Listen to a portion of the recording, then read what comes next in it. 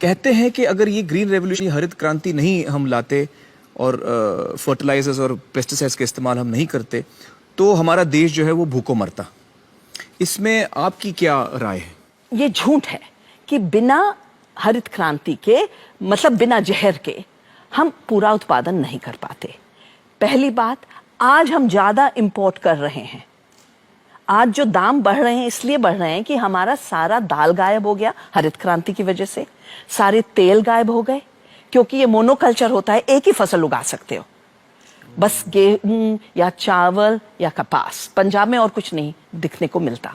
हम 70% डिपेंडेंट हो गए basic oil and pulses import पे। वो दाल और तेल हम खुद उगा सकते थे अगर हम ढंग की खेती कर रहे होते, अगर मिश्रित खेती कर रहे होते।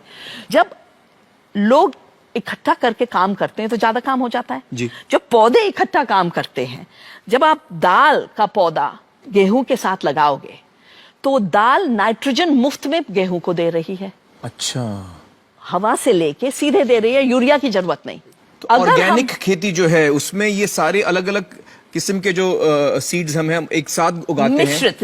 इसीलिए हम इसको जैव विविध जैविक खेती कहते हैं, क्योंकि विविधता से ही प्रकृति चलती है।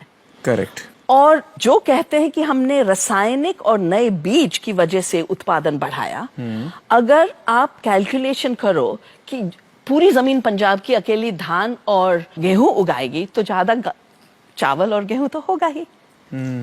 आप जब दालें नहीं उगा रहे, चना नहीं उगा रहे, तूर नहीं उगा रहे, मूंग नहीं उगा रहे, उड़द नहीं उगा रहे, तो उतना तो बढ़ेगा ही। रिप्लेसमेंट का फैक्टर है। और एक और से जुड़ा हुआ है कि पेस्टिसाइड की एक बीमारी है।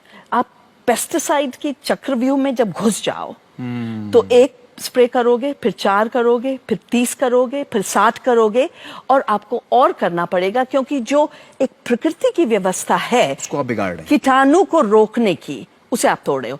और वो अंदर है, खाने के अंदर है, हर सेल के अंदर है। तो आप सोचते हैं अच्छा सेब को आपने पील कर दिया, बहुत अच्छा है, सेब के अंदर है pesticide. And these are all impacts of जहर, जिसको हमने दवा करके किसान को गुमराह किया है कि बेटा और स्प्रे करो, अच्छी चीज तो ज्यादा होनी चाहिए दवा ना। है डालो, दवा है तो तुम नहीं जितनी ज्यादा हो लोगे अच्छा करेगा। दवाई के लिए, असली दवाई के लिए इतना कॉशन है कि डॉक्टर जब दवा देता है कहता है इसके साथ ये मत खाना, 2 घंटे का एक सेपरेशन दो। और जहर के लिए एक पूरा फ्रीडम, खाओ बेटा, स्प्रे, किसान को खूब स्प्रे करो और आपको कि खूब खाओ। और इसलिए अगर हम इंडिया को शाइनिंग मानते हैं, इंडिया को एक इमर्जिंग ग्लोबल सुपर पावर मानते हैं, उसका मेजर होना चाहिए कि भारतवासी कितने संपन्न हुए, किसान कितने संपन्न हुए। 2.5 लाख किसानों ने आत्महत्या कर ली। वो आत्महत्या जुड़ी हुई है कर्ज से।